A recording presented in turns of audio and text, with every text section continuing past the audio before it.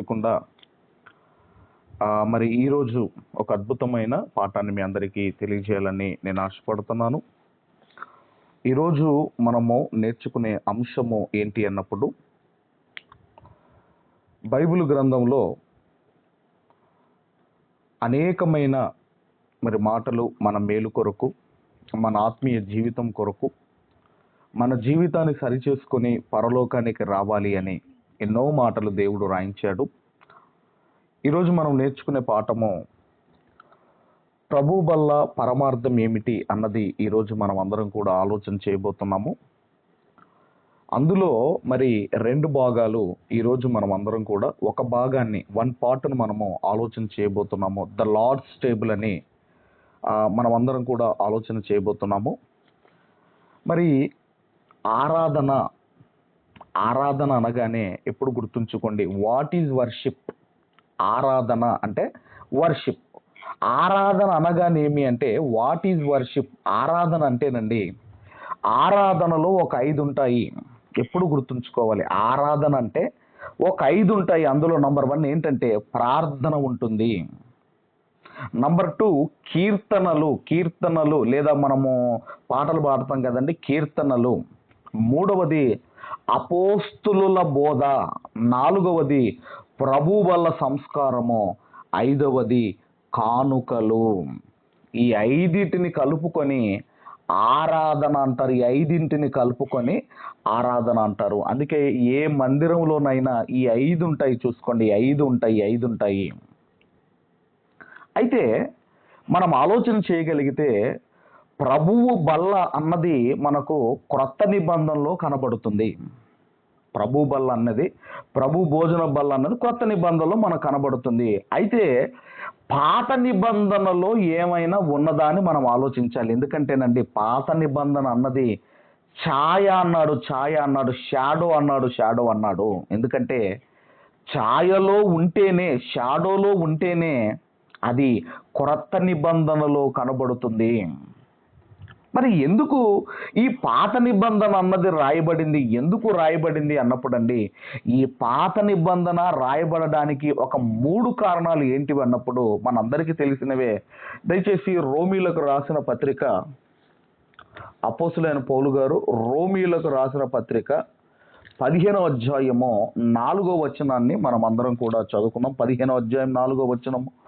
15వ అధ్యాయం 4వ వచనం,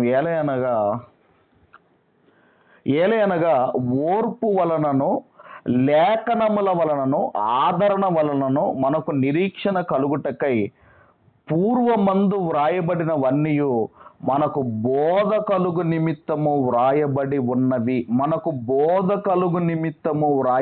ఉన్నవి.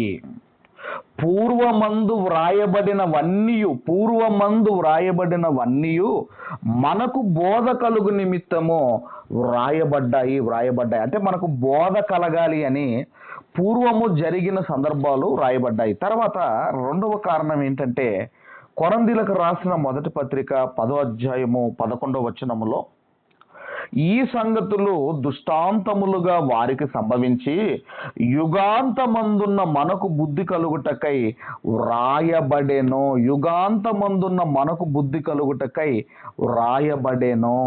రెండో కారణం ఎందుకు రాయబడింది పాత నిబంధన అన్నప్పుడండి, ఇదిగోనండి, మనకు బోధ కలగాలి, మనకు బుద్ధి కలగాలి అని ఈ పాత నిబంధన వ్రాయబడింది. ఇక 3వ కారణం కూడా మీరు చూడగలిగితే, దయచేసి గలతీయులకు రాసిన పత్రిక, అపోస్తులైన పౌలు గారు గలతీయులకు రాసిన పత్రిక 3వ అధ్యాయము 24వ వచనాన్ని మనం అందరం కూడా చదువుకుందాం. కాబట్టి మనము విశ్వాస మూలమున నీతిమంతులమని తీర్చబడినట్లు క్రీస్తు నొద్దకు మనలను నడిపించుటకు ధర్మశాస్త్రము మనకు బాలశిక్షకుడాయెను. అంటే ఈ ధర్మశాస్త్రము, ఈ పాత నిబంధన, ఈ ఛాయ ఎందుకయ్యా వ్రాయబడింది అంటే, క్రీస్తు నొద్దకు నడిపించుటకు, ప్రభువు నొద్దకు నడిపించుటకు. ఓవరాల్గా ఎందుకయ్యా ఈ ధర్మశాస్త్రము రాయబడిందంటే, ఒకటి బుద్ధి కలగాలని, రెండవది బోధ కలగాలని, మూడవది ఇదిగోనండి క్రీస్తునొద్దకు నడిపించుటకు ఈ ధర్మశాస్త్రము రాయబడింది. అయితే ఈ పాత నిబంధనలో ఎక్కడైనా భోజనపు బల్లలు ఉన్నాయా అని ఆలోచన చేయాలి. అయితే పాత నిబంధనలో అలాగే క్రొత్త నిబంధనలో కలుపుకొని మొత్తము ఎన్నున్నాయంటేనండి, టోటల్గా ఒక 5 బల్లలు మనకు కనబడుతున్నాయి. 5 బల్లలు మనకు కనబడుతున్నాయి. 5 బల్లలు మనకు కనబడుతున్నాయి. అందులో ఈరోజు మనం అందరం కూడా మరి పాత నిబంధనలో ఉన్న ఈ ఎన్ని ఉన్నాయంటే 3 బల్లలు ఉన్నాయి. క్రొత్త నిబంధనలో 2 బల్లలు ఉన్నాయి. పాత నిబంధనలో 3 ఉన్నాయి, క్రొత్త నిబంధనలో 2 ఉన్నాయి. అయితే పాత నిబంధనలో ఉన్న బల్లలు దేనికి సంబంధించినవి అన్నప్పుడండి, అవి రాజులకు సంబంధించినవి. అందుకే ఈ ప్రభు బల్ల పరమార్థములో సబ్ టైటిల్ ఏంటి అంటే, ఈరోజు మనం నేర్చుకోబోయేది ఏంటి అన్నప్పుడు, రాజుల భోజనపు బల్లలు నేర్పే పాఠాలు అని మరి సబ్ టైటిల్ మనం ఆలోచన చేస్తున్నాం. ఎందుకంటే పాత నిబంధనలో రాజుల 3 భోజనపు బల్లలు మనకు కనబడతాయి. అవి ఏంటివి, అవి ఎవరివి అన్నప్పుడండి, బైబిల్ గ్రంథంలో రాజులవి ఒక 3 భోజనపు బల్లలు మనకు కనపడతాయి. అయితే ఇక్కడ మనం చూడగలిగితేనండి, రాజుల బల్ల దగ్గర కూర్చుండి భోజనము చెయ్యాలి అంటే ఏమైనా అర్హత ఉండాలా? ఒక రాజు భోజన బల్ల దగ్గర కూర్చుండి భోజనము చెయ్యాలి అంటే ఏమైనా అర్హత ఉండాలా అంటే, ఖచ్చితంగా ఒక అర్హత ఉండాలి, క్వాలిఫికేషన్ ఉండాలి. రాజుల దగ్గర కూర్చుండి భోజనం చేయాలి అంటే అర్హత ఉండాలి. దయచేసి ఆ మాట మనం చూడగలిగితే దానియేలు గ్రంథము, దయచేసి అందరం కూడా దానియేలు గ్రంథము మొదటి అధ్యాయము 3-4 వచనాలు దయచేసి కలిసి ఉంటాయి, చదువుకుందాము.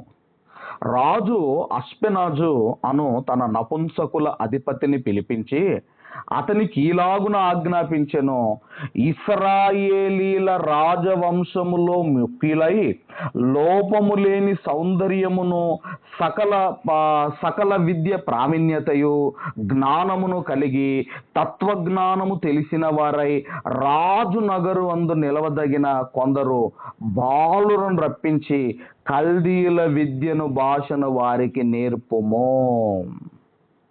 ఎందుకంటే వీళ్ళే ఎక్కడ కూర్చోవాలి అంటే, రాజు భోజనము దగ్గర కూర్చుండి, బల్ల దగ్గర కూర్చుండి భోజనము చేయాలి అంటే కొన్ని అర్హతలు చెబుతున్నాడు. ఈ విషయం ఎందుకు చెబుతున్నాడంటే 5వ వచనంలో, మరియు రాజు తాను భుజించు ఆహారములో నుండి తాను పానము చేయు ద్రాక్షరసములో నుండి అనుదిన భాగం వారికి నియమించి 3 సంవత్సరములు వారిని పోషించిన పిమ్మట వారిని తన ఎదుట నిలవబెట్టినట్లు ఆజ్ఞ ఇచ్చెను. అంటే ఒక రాజు భోజనపు బల్ల దగ్గర కూర్చోవాలి అంటే అర్హత ఉండాలి. ఏంటి అర్హత అంటే, నంబర్ 1 ఏంటంటే రాజవంశీకులై ఉండాలి. నంబర్ 2 ముఖ్యులై ఉండాలి. నంబర్ 3 లోపము లేని వారై ఉండాలి. నంబర్ 4 సౌందర్యము కలిగిన వారై ఉండాలి. నంబర్ 5 సకల విద్యలో ప్రావీణ్యత కలిగి ఉండాలి. నంబర్ 6 జ్ఞానము కలిగి ఉండాలి. నంబర్ 7 తత్వజ్ఞానము తెలిసిన వారై ఉండాలి. నంబర్ 8 రాజనగరు యందు నిలవదగిన వారై వ్యక్తి అయి ఉండాలి. ఆ తర్వాత మనం చూడగలిగితేనండి, నంబర్ 8 రాజనగరం అందు నిలవదగిన వారై ఉండాలి. అంటే సుమారుగా 8 అర్హతలు మనకు కనబడుతున్నాయి. 8 అర్హతలు కనబడుతున్నాయి. ఇన్ని అర్హతలు ఉంటేనే రాజు భోజనము దగ్గర కూర్చుండే స్థితి ఉంటుంది. కాబట్టి మనం ఆలోచన చేయగలిగితే పాత నిబంధన గ్రంథంలో మరి ఒక 3 భోజనపు బల్లలు, రాజులకు సంబంధించిన 3 భోజనపు బల్లలు మనకు కనపడతాయి. అందులో మొట్టమొదటిది ఎవరిది అన్నప్పుడండి, సౌలు రాజు భోజనపు బల్ల, లేదంటే రాజైన సౌలు యొక్క భోజనపు బల్ల. మరి ఈ భోజనపు బల్ల యొక్క ఉద్దేశం ఏమిటి? ఉద్దేశం ఏంటి అన్నప్పుడు దయచేసి ఇది ఎక్కడుందో మనం చూడగలిగితే దయచేసి మొదటి సమూయేలు మొదటి గ్రంథము 20వ అధ్యాయము, సమూయేలు మొదటి గ్రంథము 20వ అధ్యాయము 27 నుంచి 29 వరకు మనము చదువుకుందాం. 27 నుంచి 29 వరకు చదువుకుందాము. అయితే అమావాస్య పోయిన మరునాడు అనగా 2వ దినమున దావీదు స్థలములో ఎవడునూ లేకపోవుట చూచి సౌలు నిన్నయు నేడియు యెషై కుమారుడు భోజనముకు రాకపోవుట ఏమని యోనాతాను అడగగా, యోనాతాను దావీదు బెత్లెహేమునకు పోవలనని కోరి, దయచేసి నన్ను పోనిమ్మని పట్టణమందు మా ఇంటివారు బలి అర్పించబోవుచున్నారు, నీవును రావాలనని నా సహోదరుడు నాకు ఆజ్ఞాపించను గనక నీ దృష్టికి నేను దయ పొందిన వాడనైతే నేను వెళ్ళి నా సహోదరులను దర్శించినట్లు నాకు సెలవిమ్మని బ్రతిమాలుకొని నా యొద్ద సెలవు తీసుకొనెను.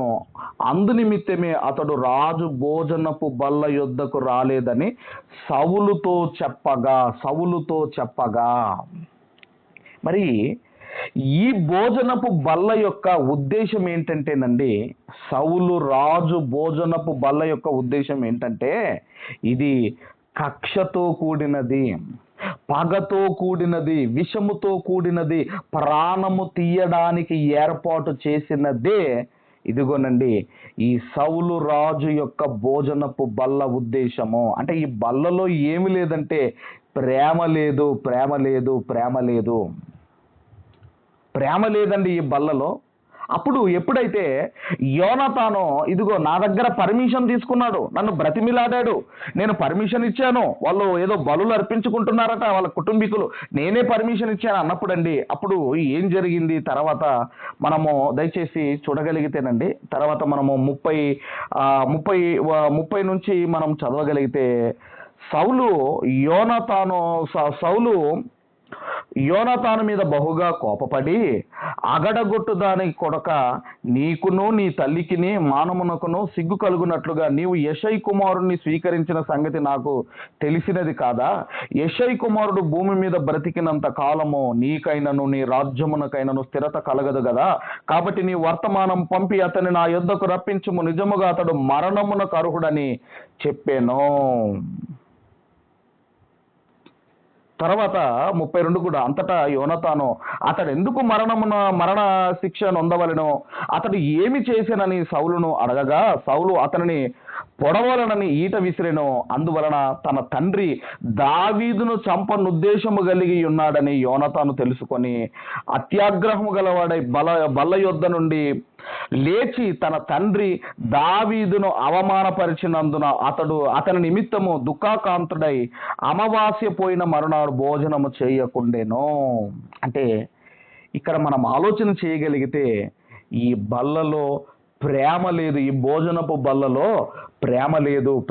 మరి ఎందుకు ఏర్పాటు చేశాడు అంటే, కక్షతో, పగతో, విషముతో ప్రాణము తీయడానికి ఏర్పాటు చేశాడు. ఎందుకంటేనండి, రాజుల భోజనము దగ్గర కూర్చుండి భోజనము చేయాలి అంటే అర్హత ఉండాలి. 8 అర్హతలు మనం చూసుకున్నాము. కానీ దావీదు గారు ఎవరు? ఒక గొర్రెలు కాచుకునే దావీదు గారు రాజుల భోజనపు బల్ల దగ్గర మరి భోజనము ఏర్పాటు చేశాడు అంటే దాని ఆంతర్యం ఏంటి? అందుకేనండి, కక్షతో ఏర్పాటు చేశాడు, విషపు చూపు, పగతో దావీదు గారి ప్రాణము తీయాలి అని. ఎందుకండి అంత కక్ష? ఎందుకండి అంత పగ? ఎందుకండి అంత విషపు చూపు? ఎందుకండి అంత ప్రాణం తీయడానికి ఎందుకు చూస్తున్నాడు అంటే, ఎందుకంటేనండి దావీదు గారు ఇదిగోనండి గొలియాతును చంపాడు. మరి అలాగనుకుంటే సౌలు గారు కూడా ఎందరో శత్రువులను చంపాడు. ఆయన కూడా దావీదు గారు చంపింది ఒకే ఒక్కడిని, గొలియాతును. సౌలు గారు ఎందరో శత్రువులను సంహరించాడు. ఎప్పుడైతే దావీదు గారు ఒకే ఒక గొలియాతును చంపాడో, అక్కడ ఉన్న కొంతమంది స్త్రీలు ఏం చేశారంటే ఒక కీర్తన పాడారు. ఆ పాటే దావీదు గారికి ఇదిగోనండి ఎంతో తీవ్ర నష్టం తీసుకొచ్చిందండి ఆ పాట.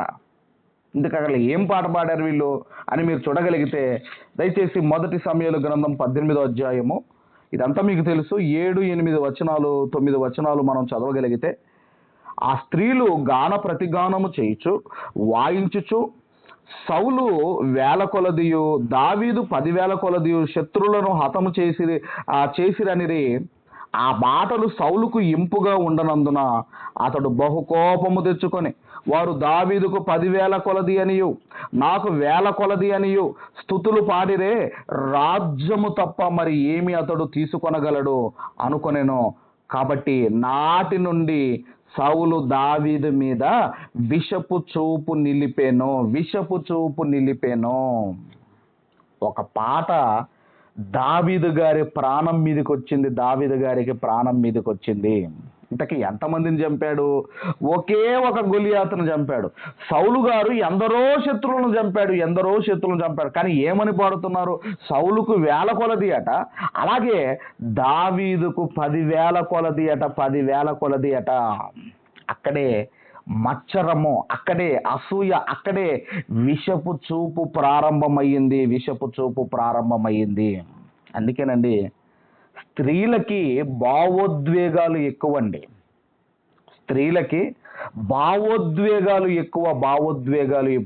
ఎప్పుడైతే గొలియాతును చంపారో ఇక వాళ్ళు సంతోషంతో ఒక స్తుతి కీర్తన పాడారు. అందుకేనండి స్త్రీలు ఏడుపు వచ్చినా, నవ్వు వచ్చినా, బాధ వచ్చినా, సంతోషం వచ్చినా, కోపం వచ్చినా, అసలు ఏదొచ్చినా తట్టుకోలేరు. నవ్వొచ్చినా తట్టుకోలేరండి.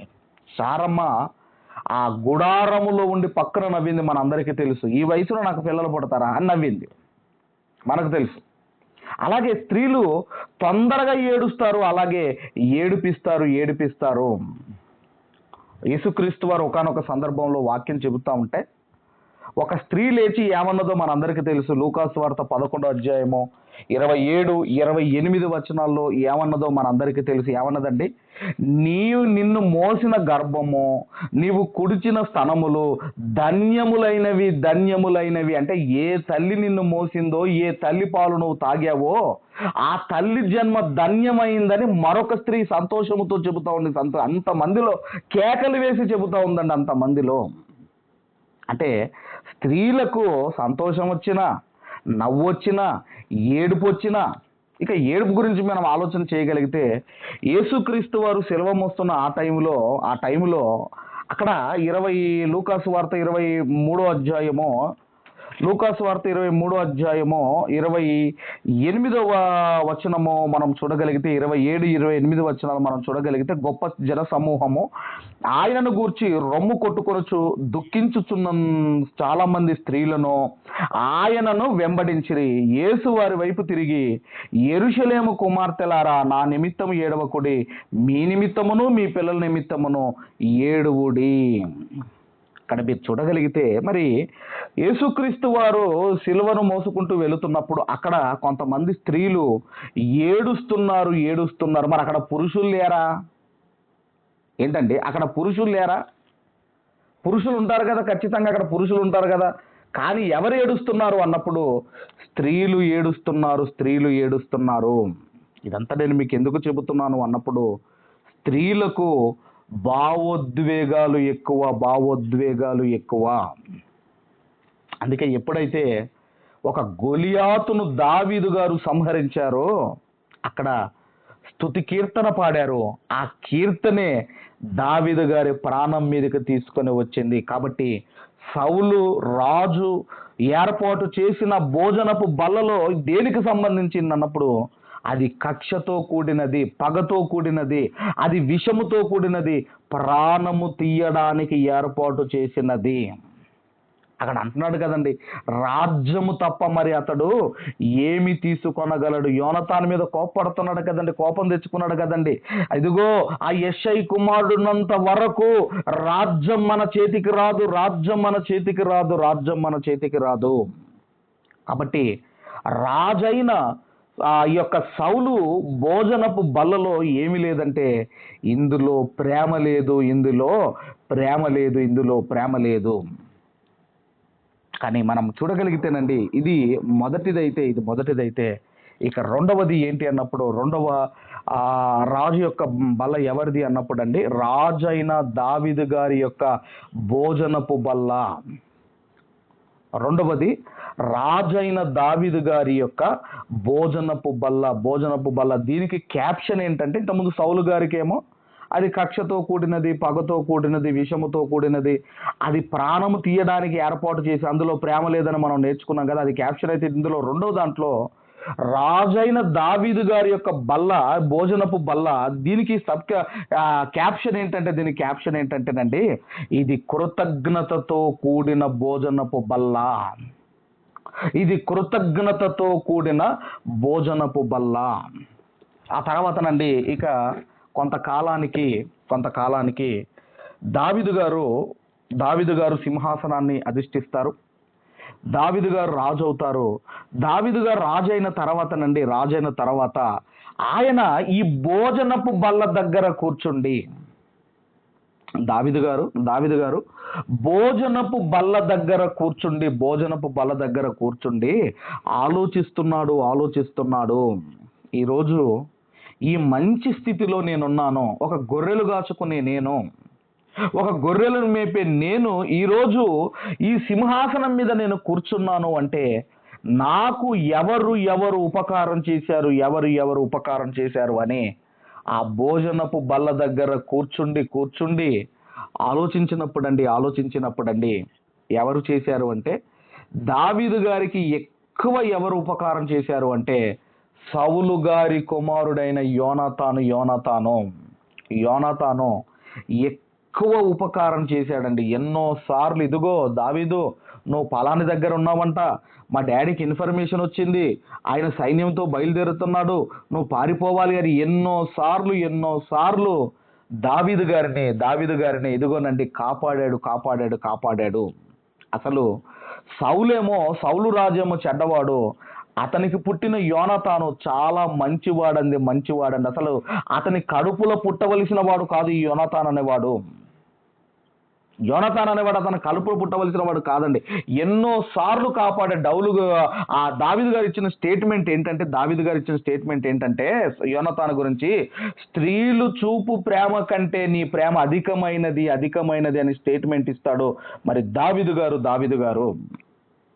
కాబట్టి ఎప్పుడైతే ఈ సౌలు ఫ్యామిలీ చనిపోతుందో, యోనాతాను కూడా ఎప్పుడైతే చనిపోతాడో అప్పుడు ఆ భోజనపు బల్ల దగ్గర కూర్చుండి ఆయన ఆలోచిస్తున్నాడు. నాకు ఉపకారం చేసిన వాళ్ళు ఎవరున్నారు అని ఆలోచిస్తున్నప్పుడు అండి యోనాతాను జ్ఞాపకం వచ్చాడు. ఇప్పుడు యోనాతానుకి ఏదైనా ఉపకారం చేద్దాం అనుకుంటే అతను భూమి మీద లేడు. మరి ఇప్పుడు ఎలా అని ఆలోచించాడు. మరి యోనాతాన్ లేడు కదా, ఇక మనకెందుకులే అనుకోలేదండి. ఏం చేశాడంటే ఎంక్వైరీ చేయించాడు. ఎంక్వైరీ చేయించినప్పుడు ఏం జరిగిందో మనం అందరం కూడా దయచేసి చదవగలిగితే, సమూయేలు 2వ గ్రంథము 9వ అధ్యాయము తర్వాత ఇదంతా కూడా మీరు చదువుకోండి మరి మన సమయాన్ని బట్టి. 9వ అధ్యాయము ఇదంతా కూడా మీరు చదువుకోండి. మనకు ముందుగా మొదటి 4 వచనాలు ముందు మనం చదువుకుందాం. యోనాతానును బట్టి నేను ఉపకారము చూపుటకు సౌలు కుటుంబములో ఎవడైనా కలడా అని దావీదు అడిగెను. సౌలు కుటుంబీకులకు సేవకుడగు షీబాయను ఒకడుండగా వారు అతన్ని దావీదు నొద్దకు పిలువనంపిరి. రాజు షీబావు నీవే కదా అని అడగగా అతడు, నీ దాసుడనని నేను సీబాను అనెను. రాజు, యెహోవా నాకు దయచూపునట్లు నేను ఉపకారము చేయుటకు సౌలు కుటుంబములో ఎవడైనా నొకడు శేషించి ఉన్నాడా అని అతన్ని అడగగా, షీబా, యోనాతానుకు కుంటికాళ్ళు గల కుమారుడొకడు ఉన్నాడని రాజుతో మనవి చేసెను. అతడు ఎక్కడ ఉన్నాడు? రాజు అడగగా, షీబా చిత్తగించుము, అతడు లోదేబారులో అమ్మియేలు కుమారుడగు మాకీరు ఇంటనున్నాడని రాజుతో అనేను. అయ్యా, ఎంక్వైరీ చేసినప్పుడు అండి, అదిగో పలాని షీబా అనేవాడు చెబుతున్నాడు, పలాని దగ్గర ఉన్నాడు, అతనికి కుంటి కాళ్ళు గల ఒక కుమారుడు ఉన్నాడు. అతని పేరు మనందరికీ తెలుసు, మెఫిబోషేతు. అతని పేరు మెఫిబోషేతు. ఎప్పుడైతే ఇదిగో ఒకడు ఉన్నాడని చెప్పాడండి, ఇప్పుడు దావీదు గారు ఏం చేయాలంటే, చాలా మంది ఏం చేస్తారంటేనండి, శత్రుశేషము ముంచుకోరు. మీ అందరికీ తెలుసు, ఏంటంటే శ్రీలంకను గడగడలాడించిన ప్రభాకరన్ పిల్లై మీ అందరికీ తెలుసు. ఈ ప్రభాకరన్ పిల్లైని మొత్తం మీద ఏం చేశారంటే, ఆ కూంబింగ్ చేసి మొత్తం మీద అతన్ని చంపేశారండి. మనందరికీ తెలుసు. శ్రీలంక గవర్నమెంట్ మొత్తం మీద అతన్ని ఎన్కౌంటర్ చేశారు, మనందరికీ తెలుసు. అయితే అతనికి పుట్టిన ఒక చిన్న కుమారుడు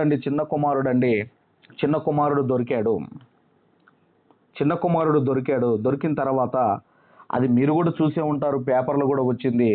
అతనికి కొన్ని బిస్కెట్లు ఇచ్చారు. బిస్కెట్లు తింటా ఉన్నాడు. ఆ ఫోటో మరి పేపర్లో రావటం జరిగింది. ఆ ఫోటో మరి వాట్సాప్లో రావటం, ఇట్లా మన ఈ ఫేస్బుక్లో, సోషల్ మీడియాలో రావటం జరిగింది. అతను బిస్కెట్లు తింటున్నాడు. ఇక ఏం జరిగిందని మీరు ఆలోచన చేయగలిగితే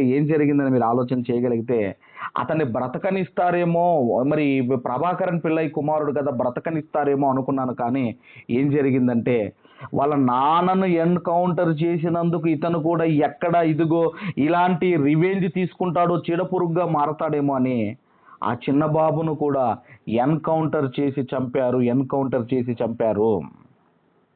ఇక్కడ కూడానండి, సౌలు గారు దావీదు గారిని బ్రతికినంత కాలం ఒక శత్రువుగా చూశాడు కదా. ఇప్పుడు శత్రువు యొక్క మనవడు కదా, మరి శత్రుశేషము ఉంచకూడదు కదా, అసలు అతన్ని చంపేయాలి. కానీ మీరు ఆలోచన చేయగలిగితే దావీదు గారు ఏం చేశారో మనం చూడగలిగితేనండి, అతన్ని పిలిపించమన్నప్పుడు అతడు వచ్చిన తర్వాత ఏమంటున్నాడో మనము చూడగలిగితేనండి, దయచేసి ఆ 7-8 వచనాలు మనం అందరం కూడా చదువుకుందాం. 7-8 వచనాలు చదువుకుందాము. అతడు వచ్చి సాగిలపడి ఆ తర్వాత నమస్కరించిన తర్వాత, అందుకు దావీదు, నీవు భయపడవద్దు, నీ తాత ఏదో నన్ను ఒక జంతువును తరిమినట్టుగా, ఒక సింహము ఒక లేడీని ఎలాగైతే తరుముతుందో అలాగా తరిమినందుకు నువ్వు ఇదిగో అంత నాకు నష్టం చేసినందుకు నీవు భయపడవద్దు. అక్కడ అంటున్నాడు, నీ తండ్రి అయిన యోనతాను నిమిత్తము నిజముగా నేను నీకు ఉపకారము చూపి నీ పితరుడైన సౌలు భూమి అంతయు నీకు మరలా ఇప్పింతును. మరియు నీవు సదాకాలము నా బల్ల యొద్దనే భోజనము చేయుదు అని సెలవీయగా, నా బల్ల యొద్దనే, నా పిల్లలతో పాటు నీవు నా భోజనపు బల్ల దగ్గర నువ్వు కూర్చుండి భోజనము చేస్తావు. ఎందుకంటే ఒక రాజు భోజనపు బల్ల దగ్గర కూర్చుండి భోజనము చేయాలి అంటే అర్హత ఉండాలి. మనం చదువుకున్నాం కదండి, రాజవంశీయులై ఉండాలి, సకల విద్యలో ఏవైతే కొన్ని క్వాలిఫికేషన్స్ ఉన్నాయో అర్హత ఉండాలి. అప్పుడు ఏం జరిగిందని మనం ఆలోచన చేయగలిగితే, ఎప్పుడైతే నా భోజనపు బల్ల యొద్ద సదాకాలము నీవు భోజనము చేయదు అని ఎప్పుడైతే దావీదు గారు అన్నారో, ఒక అద్భుతమైన మాట మెఫిబోషేతు చెబుతున్నాడు. ఒక అద్భుతమైన మాట ఏమన్నాడో మీరు చూడగలిగితే, దయచేసి 8వ వచనాన్ని మనం చదవగలిగితే, అతడు నమస్కరించి, చచ్చిన కుక్క వంటి వాడనైన నా ఎడల నీవు దయచూపుటకు నీ దాసుడనగు నేను ఎంతటి వాడన నేను.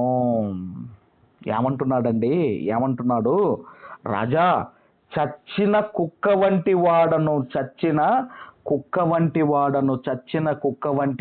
నేను అని ఎంత తగ్గించుకొని ఒక మెఫిబోషేతు మాట్లాడుతున్నాడో చూడండి. అందుకేనండి రాజైన దావీదు గారి యొక్క భోజనపు బల్ల, దాని యొక్క ఉద్దేశం ఏంటంటే, ఇది కృతజ్ఞతతో కూడిన భోజనపు బల్ల. మనకెవరైనా సహాయం చేశారు, వాళ్ళు ఈ భూమి మీద లేరు, వాళ్ళు ఈ భూమి మీద లేరు అని మీరు సహాయం చేయకుండా ఉండకూడదండి. ఇదిగో వాళ్ళ కుటుంబీకులకు మీరు సహాయం చేయండి, వారి కుటుంబీకులకు మీరు సహాయం చేయండి అని ఈ సందర్భము మనకు తెలియజేస్తుంది. ఈ సందర్భం మనకు వాళ్ళు ఆయన సాయం చేశాడు కదా, ఆయన భూమి మీద లేదు కదా, వాళ్ళ పిల్లలు ఉంటారు కదా, వాళ్ళ ఫ్యామిలీ ఉంటుంది కదా, వాళ్ళ ఫ్యామిలీకి మీరు హెల్ప్ చేయండి, వారి ఫ్యామిలీకి మీరు ప్రత్యుపకారము చేయండి, ప్రత్యుపకారము చేయండి. అది దావీదు గారి బుద్ధి, అది దావీదు గారి బుద్ధి. అందుకే ఈ బల్ల కృతజ్ఞతతో కూడినది, కృతజ్ఞతతో కూడినది. మొదటిదేమో రాజైన సౌలు భోజన బల్ల అయితే, రెండవది రాజైన దావీదు గారి యొక్క భోజనపు బల్ల, భోజనపు బల్ల. ఇక మూడవది ఎవరిదో మనం చూడగలిగితేనండి, మూడవ బల్ల ఎవరిదో మనం చూడగలిగితే రాజైన సొలొమోను భోజనపు బల్ల. రాజైన సొలొమోను యొక్క భోజనపు బల్ల. ఇది ఎక్కడుందో మనం అందరం కూడా దయచేసి చూడగలిగితే రాజుల మొదటి గ్రంథము, దయచేసి రాజుల మొదటి గ్రంథము 4వ అధ్యాయము, రాజుల మొదటి గ్రంథము 4వ అధ్యాయము 22, 23 ఈ వచనాలు మనం అందరం కూడా చదువుకుందాం. రాజుల మొదటి గ్రంథము 4వ అధ్యాయము 22, 23 వచనాలు మనం అందరం కూడా చదువుకుందాము. ఒక్కొక్క దినమునకు సొలొమోను భోజనపు సామాగ్రి ఎంతనగా, ఒక్కొక్క దినమునకు ఒక నెలకో, ఒక 2 నెలలకో, ఒక 6 నెలలకో, ఒక 1 ఇయర్కో కాదండి, ఒక దినమునకు, పర్ వన్ డే ఒక్కొక్క దినమునకు సొలొమోను భోజనపు సామాగ్రి ఎంతనగా 600 తూముల సన్నపు గోధుమ పిండియు. 600 తూముల సన్నపు గోధుమ పిండియు. ఒక తూము అంటే మొన్న ఒక ఆయన అన్నాడు, ఒక కుండ ఎంత ఉంటుందో అంత ఒక తూము అంత ఉంటుందండి పాస్టర్ గారు అన్నాడు. సరే అనుకుందాం, కాసేపు అనుకుందాము. ఇక్కడ ఎంత అంటున్నాడు? 600 తూముల సన్నపు గోధుమ పిండియు, తర్వాత 1200 తూముల ముతక పిండియు, 1200 తూముల ముతక పిండియు, కొవ్విన ఎడ్లు 10, విడి ఎడ్లు 20, 100 గొర్రెలను, ఇవన్నీగాక ఎర్ర దుప్పులు, జింకలు, కొవ్విన బాతులను తేబడెను. ఇక్కడ మీరు ఆలోచన చేయగలిగితే ఇదంతా కూడా పర్ వన్ డే, ఒక రోజుకు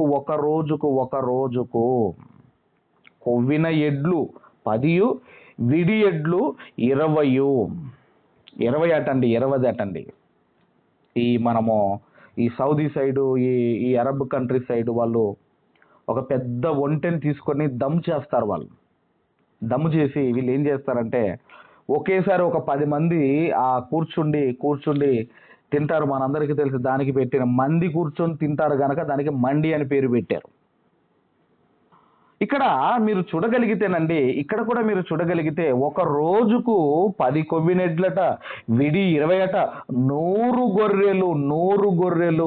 గొర్రెలు. మరి మ్యారేజ్ చేసిన తర్వాత మేము మటన్ పెట్టామండి అని చెప్పుకుంటాం. మనం ఒక 10 మేకలో, ఒక 15 మేకలు కోసి మేము మటన్తో భోజనం పెట్టామండి అని చెప్పుకుంటాం. ఒక 10-15 కానీ ఇక్కడ మీరు చూడండి, పర్ వన్ డే 100 గొర్రెలు.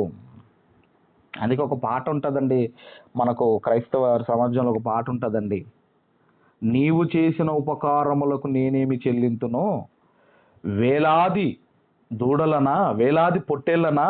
ఈ యొక్క పాట ఉంటుందండి, మనందరికీ తెలుసు. ఏడాది దూడలన వేలాది పొట్టేళ్ళన, అంటే మనమే ఆదివారం వచ్చిందంటే ఇంత మాంసం తెచ్చుకుంటాం, కిలో మాంసమో, 1/2 కేజీ మాంసమో తెచ్చుకుంటాం మనం. కానీ పాట మాత్రం ఏం పాడుతున్నాం? అయ్యా నీకు వేలాది పొట్టేళ్ళను ఇచ్చినా సరిపోతుందా? తర్వాత ఇంకేమైనా పాడతామండి? వేలాది నదులంతా విస్తారమైన తైలము నీకిచ్చినా చాలునా. ఆ కిరాణా షాప్కి వెళ్ళి, ఆ గ్రాసరీ షాప్కి వెళ్ళి ఒక చిన్న నూనె డబ్బా తెచ్చుకుంటాం మనం, కొబ్బరి నూనె డబ్బా చిన్నది తెచ్చుకుంటాం మనం. కానీ పాట మాత్రం ఏం పాడుతున్నాం? వేలాది నదులంతా విస్తారమైన తైలం నీకిచ్చినా చాలునా. ఈ పాట ఎవరు పాడుకోవాల్సిందంటే రాజులు పాడుకోవలసిన పాట ఇది, రాజులు పాడుకోవలసిన పాట ఇది. అందుకే రాజైన సొలొమోను గారి యొక్క భోజనపు బల్ల, దీనికి క్యాప్షన్ ఏంటంటే రాయల్ అండ్ కాస్ట్లీ టేబుల్. ఇది రాయల్ అండ్ కాస్ట్లీ టేబుల్ అండి. ఇది ఇది ఇది ఈ భోజనపు బల్ల. కాబట్టి ఇది మరి మూడవ బల్ల. ఇది మనకు పాత నిబంధనలో మనకు కనబడుతుంది. అందుకేనండి ఇక్కడ మనం చూడగలిగితే 3 బల్లలు పాత నిబంధనలో మనకు కనపడుతున్నాయి. ఒకటి సౌలు రాజు భోజన బల్ల, రెండవది దావీదు రాజు భోజన బల్ల, మూడవది సొలొమోను రాజు భోజనపు బల్ల, రాయల్ అండ్ కాస్ట్లీ టేబుల్కు సంబంధించిన బల్ల, సొలొమోను గారి బల్ల. ఇక క్రొత్త నిబంధనలో 2 ఉన్నాయి. క్రొత్త నిబంధనలో 2, మరి పాత నిబంధనలో 3 అని చెప్పుకున్నాము. క్రొత్త నిబంధనలో 2 ఉన్నాయి. టోటల్గా బైబిల్లో 5 భోజనపు బల్లలు మనకు కనపడుతున్నాయి. ఇక క్రొత్త నిబంధనలో ఉన్న ఈ భోజనపు బల్ల ఏంటో మొదటిది మీరు చూడగలిగితే, దయచేసి కొరింథీయులకు రాసిన మొదటి పత్రిక, అపోస్తుడైన పౌలు గారు కొరింథీయులకు రాసిన మొదటి పత్రిక 10వ అధ్యాయము 21వ వచనము మనము అందరం కూడా చదువుకుందాం. 21వ వచనము మనం చదువుకుందాం. మీరు ప్రభువు పాత్రలోనిది దయ్యముల పాత్రలోనిది కూడా త్రాగనేరరు. ప్రభువు బల్ల మీద ఉన్న దానిలోనూ దయ్యముల బల్ల మీద ఉన్న దానిలోనూ కూడా పాలు పొందనేరరు. ఇక్కడ మరొక బల్ల మనకు కనబడుతుంది. దయ్యముల బల్ల, దయ్యముల బల్ల, దయ్యముల బల్ల, దయ్యముల బల్ల. ఇదే దీనికి ఉన్న క్యాప్షన్ ఏంటంటే చెడు లేదంటే చెడ్డదైన బల్ల, చెడ్డదైన బల్ల, దయ్యముల భోజనపు బల్ల, దయ్యముల భోజనపు బల్ల. అంటే దీని అర్థం ఏంటంటే ఇది చెడుకు సంబంధించింది. ఇటు బారు షాపులో ఇదిగోనండి అక్కడున్న బల్ల మీద ఉంటాడు. అలాగే ఇక్కడ మందిరానికి వచ్చి ప్రభువు భోజన సంస్కారంలో పాలు పొందుతాడు. అక్కడ సినిమా టాకీస్లో హాయిగా కూర్చుంటాడు. ఇక్కడ ఇదిగోనండి దేవాలయంలో హాయిగా కూర్చుంటాడు. అంటే పెద్ద తేడా ఏముండదండి. ఈ కప్పలాంటి జీవితం అండి. అది నీళ్ళలో ఉండగలదు, నేల మీద ఉండగలదు. అలాగే ఇటు లోకంలో బతుకుతారు, అలాగే ఇటు దేవాలయంలో బ్రతుకుతారు. అందుకే చెడుకు సంబంధించిన ప్రతిది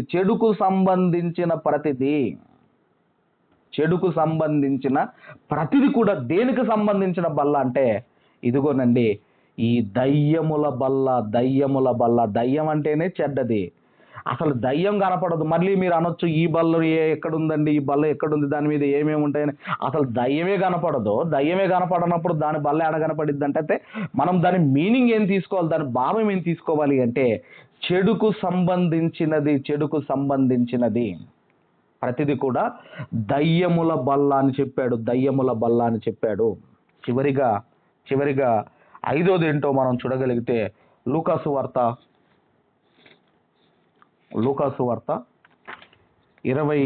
22వ అధ్యాయము, 29-30 వచనాలు కలిసి ఉంటాయి. చదువుకుందాము. గనుక నా తండ్రి నాకు రాజ్యమును నియమించినట్టుగా నా రాజ్యములో నా బల్ల యొద్ద అన్నపానములు పుచ్చుకొని, నా రాజ్యములో అంటున్నాడు. అంటే యేసుక్రీస్తు వారికి ఒక రాజ్యం ఉన్నది. ఆయనకు రాజ్యం ఉన్నదంటే ఇప్పుడు ఈయన కూడా ఎవరు అంటే రాజులకు రాజు, ప్రభువులకు ప్రభువు. యేసుక్రీస్తు వారు కూడా రాజు ఆయన. అందుకే అంటున్నాడు నా రాజ్యములో నా బల్ల యొద్ద అన్నపానములు పుచ్చుకొని సింహాసనముల మీద కూర్చుండి ఇశ్రాయేలు 12 గోత్రముల వారికి మీరు తీర్పు తీర్చుటకై నేనును మీకు రాజ్యమును నియమించుచున్నాను. కాబట్టి ఇక్కడ మనం ఆలోచన చేయగలిగితే ఇదిగోనండి యేసుక్రీస్తు వారి బల్ల, ఆయన కూడా రాజు. ఆయన అంటున్నాడు నా రాజ్యములో అంటే ఇప్పుడు యేసుక్రీస్తు వారి బల్ల యొద్ద కూడా మరి కూర్చుండి భోజనం చేయాలి అంటే అర్హత ఉండాలా అంటే అర్హత ఉండాలి. ఎవరు పాలు పొందుతారో, ఎవరికి అర్హత ఉంటుంది, యేసుక్రీస్తు వారి భోజనపు బల్ల దగ్గర కూర్చుండి భోజనం చేయాలి అంటే ఎవరికి అర్హత ఉంటుందో మరి నెక్స్ట్ వీక్ దీన్ని మనము కంటిన్యూ చేసుకుందాము. నెక్స్ట్ వీక్ దీన్ని మనము, అందుకే టైటిల్ ఏం పెట్టానంటే ప్రభువు బల్ల పరమార్థం ఏమిటి అనే టైటిల్ పెట్టాను. ఇప్పుడు మనము ప్రభువు బల్లలో పాలు పొందాలి, ఆ భోజనం బల్ల దగ్గర మనం కూర్చుండి ఆ భోజనం మనం తినాలి అంటే మనకు ఉండే ఆ క్వాలిఫికేషన్ అర్హత ఏంటో దీన్ని నెక్స్ట్ వీక్ మనం కంటిన్యూ చేసుకుందాం. కాబట్టి పాత నిబంధనలో 3 బల్లలు కనబడుతున్నాయి, క్రొత్త నిబంధనలో 2 బల్లలు కనబడుతున్నాయి. దయ్యముల బల్ల అన్నాడు, తర్వాత ఇదిగోనండి ప్రభువు బల్ల అన్నాడు. కాబట్టి ఈ మాటలన్నీ కూడా మనం జ్ఞాపకం చేసుకుందాం. ఇదిగోనండి ఈ మాటలు దేవుడు మన హృదయములో ఫలింపజేయును గాక. ఆమెన్.